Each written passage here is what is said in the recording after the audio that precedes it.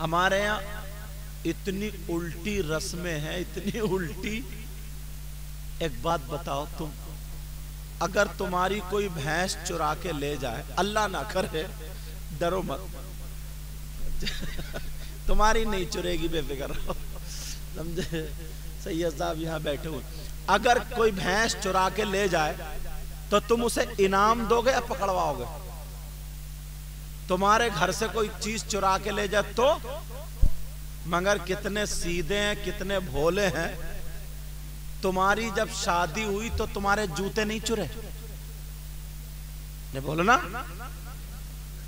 तो जिसने जूते चुराए तुम उसे पकड़वाते हो या इनाम देते हो?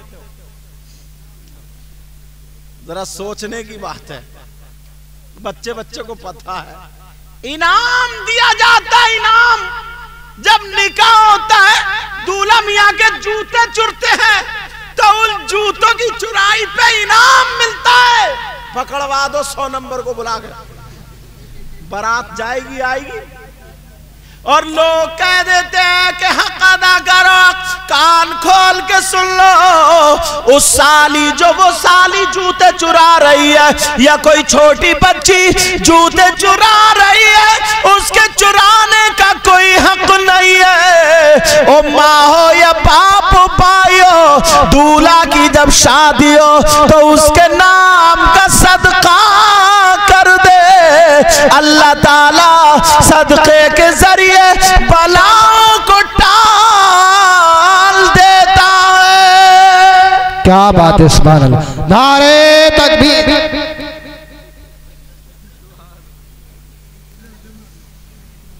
तवज्जो, राजस्थान में एक जगह है जोधपुर, जान रहे होंगे। वहां के एक नवाब साहब रहते थे। नवाब साहब बोले, यार मुरीद किससे हूं, किससे हूं, किससे हूं? कहा बड़े पीर साहब से मुरीद होना है, लेकिन वो तो है नहीं। तो कहा ऐसा करो, आला हजरत से मुरीद हो जाओ।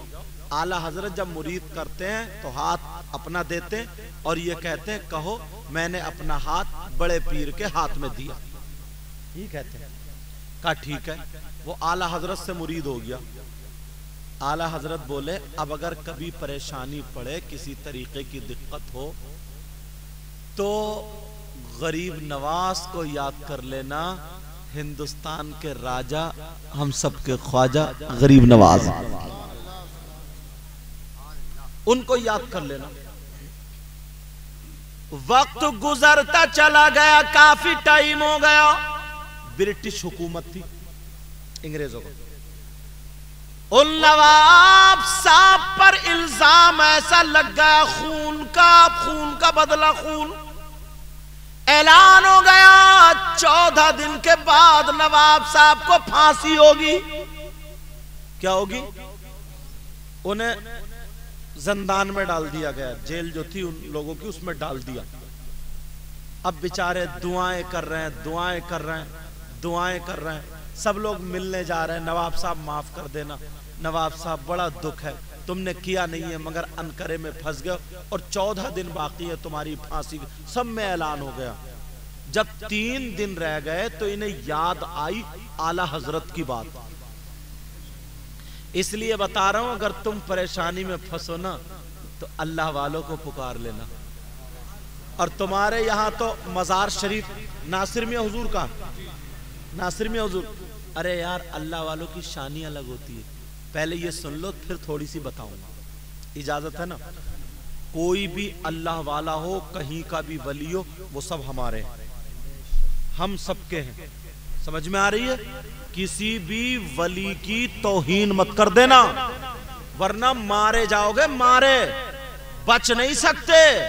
और तुम्हें कोई बचाने वाला फिर पैदा भी नहीं हुआ है। समझ में आ गई बात? अब सुनो, उन्हें याद आया आला हजरत ने कहा था गरीब नवाज को याद कर लेना। रात को रो रो करके, गरीब नवाज आप तो जानते हैं ना, आपके राजस्थान में मैं बेकसूर फांसी पे लटक जाऊं, ये कैसे मुमकिन हो सकता है? गरीब नवाज तुम्हें सब मालूम है, सब रोशन है। रोता रहा रोता रहा रोता रहा, याद करता रहा कभी आला हजरत को, कभी गरीब नवाज को, कभी बड़े पीर साहब को। ख्वाब में ये तीनों आ गए, सुभान अल्लाह बोलो। और ख्वाब में जब तीनों आए, गरीब नवाज ने मोढ़े पे हाथ रख दिया, का बेटा क्यों परेशान हो, क्या बात बोलो। का सरकार मैंने गुनाह नहीं किया, मैंने कसूर नहीं किया, सरकार मुझे फांसी पे लटकाया जाएगा, मुझे फांसी दे दी जाएगी परसों को। गरीब नवाज मुस्कुरा के कहने लगे का बेटा परसों को तुम्हें फांसी नहीं होगी, तुम अपने घर जा कर के नाश्ता करोगे। सुभान अल्लाह बोलो। क्या करोगे बोलो? नाश्ता करोगे। अब उन्हें पूरा यकीन हो गया मुझे फांसी नहीं हो सकती। सुबह को जो उनका दोस्त था, जो ज्यादा करीब होता है, हर तरीके की उससे बातें हो जाती हैं, तो वो मिलने के लिए गया। नवाब साहब से कहने लगा देखो मैं तुम्हारा दोस्त रहा, कभी मैं गरम रहा, कभी आप गरम रहे, हंसी मजाक की बहुत सारी बातें हुई। अगर मुझसे कोई गलती हुई हो तो कही अनकही जितनी भी थी उन सब की माफी के लिए आया हूं। परसों को तुम्हें फांसी दे दी जाएगी, तुम मेरी गलतियों को माफ कर देना और मैं तुम्हें माफ करता हूं। नवाब साहब इतना हंसे इतना हंसे इतना हंसे, वो चक्कर में पड़ गया क्यों हंस रहा है, और हंस के बोले मुझे फांसी नहीं होगी, मैं तो परसों को घर आके नाश्ता करूंगा और तुम भी आ जाइयो। अब ये समझे ना कि इन्होंने ये हादसा जहन पे ले लिया, नवाब साहब पागल हो गए। नवाब साहब हंस बहुत रहे, नवाब साहब का दिमाग चल गया। अब ये कह रहे हैं नवाब साहब परसों को फांसी है, बोले फांसी फांसी, नाश्ता है नाश्ता, मेरे घर नाश्ता होगा। वो कहने लगो नवाब साहब पागल हो गए। घर आकर के उसकी बीवी से कह दिया तुम्हारे मियां नवाब साहब ने जहन पे लोड ले लिया, उनका दिमाग चल गया, पागल हो गए। बीबी आई रोती हुई, अल्लाह तूने इनको आखिरी वक्त में पागल कर दिया, ठीक कर दे अल्लाह, ठीक कर दे। उन्होंने कहा ओ पागल होगा तेरा बाप, मैं तो ठीक हूँ, नाश्ता बना, घर जाके कल को परसों को नाश्ता करूंगा। बीवी बोली हाँ वो सच में ही कह रहे थे पागल हो गए, अब तो बिल्कुल यकीन हो गया। नवाब साहब बोले मैं पागल नहीं हूँ, अरे परसों को नाश्ता करूंगा। बीवी इतना रोई, बड़ा बेटा आ गया चिपट के रोई, कहा बेटा तुम्हारे अब्बू पागल हो गए। दिमाग पूरे गांव में उड़ गई साहब, ऐसी बातें खूब उड़ती है। लोग मिलने के लिए आ गए, पागल हो गए नवाब साहब। सब दुआ करे अल्लाह नवाब साहब का पागलपन ठीक कर दे, अल्लाह ठीक। नवाब साहब उतनी गाली बक रहे, कह रहे कि पागल नहीं हुआ मैं, पागल परसों को घर आके नाश्ता करूंगा। एक दिन रह गया, अब वो आ गया दिन फांसी वाला। बग्गी पे बैठ गए, नवाब साहब के लिए घोड़ा बग्गी लाई गई, कहा चलो फांसी के लिए। बीबी भी रो रही थी, तो बीबी की तरफ को हंस के बोले तू क्यों रो रही है, घर जाके नाश्ता बना, आ रहे हूँ नाश्ता करूँगा। तो और रोने लगी, अल्लाह इनका दिमाग तो ठीक कर दे। लड़के से बोले तू भी जा, दो एक और मेहमानों को बुला लिए, घर आके नाश्ता होगा। उधर फांसी जा रहा है, इधर नाश्ता होगा। सब समझ गया कि हकीकत में पागल, मगर उन्हें क्या पता था अंदर बात कुछ और हो गई है, ख्वाब में बात कुछ और हो गई है, ये क्या पता था। इधर नवाब साहब को बग्गी पे ले जा करके बिठा करके जाने लगे। नवाब साहब सबकी तरफ को हाथ हिला करके बोले आ रहा हूं नाश्ता करूंगा। सब दुआएं करें अल्लाह इनको ठीक कर दे, अल्लाह इनको। नवाब साहब पहुंच गए जहां सूली फांसी दी जाती थी, उस तख्त पे कपड़ा डाल दिया गया, फंदा डलने वाला था। इन्होंने फिर गरीब नवाज को पुकारा और कहा मेरे सरकार गरीब नवाज, आपने तो मेरे मोढ़े पे हाथ मार के कहा था घर जाके नाश्ता करूंगा, यहां तो फांसी का इंतजाम है। उन्होंने कहा गरीब नवाज इतना ही कहा था, एक कासिद आ गया रुक्का लेकर गए और उसने कहा फांसी रोक दो, फांसी रोक दो।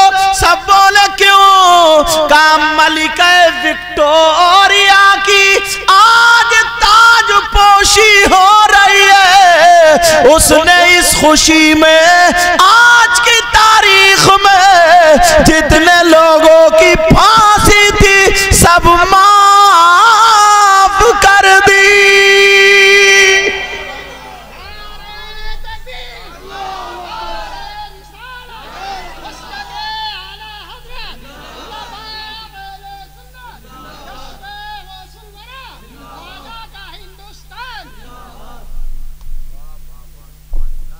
अब जब कहा मलिका विक्टोरिया उसको ताजपोशी हो रही है, उसकी खुशी में आज की सबकी माफी, सबकी सजा माफ, फांसी माफ। उसे क्या पता था ये गरीब नवाज का ही करम हो रहा।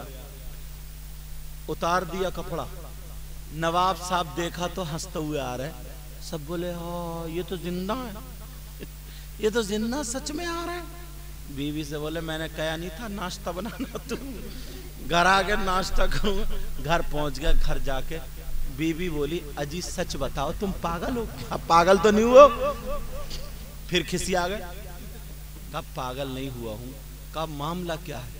कहा मैं रोया, मैंने गरीब नवाज को याद किया, आला हजरत को याद किया, बड़े पीर साहब को याद किया। मेरे ख्वाब में आ गए, मेरे मोढ़े पे हाथ रख के बोले तुझे फांसी नहीं होगी, जा नाश्ता होगा नाश्ता। तो बोले मैंने इस पर यकीन कर लिया, पूरी दुनिया एक तरफ और वलियों का सदका एक तरफ। जब उनके गदा भर देते हैं शाहान जमाना की झोली, जब उनके गदा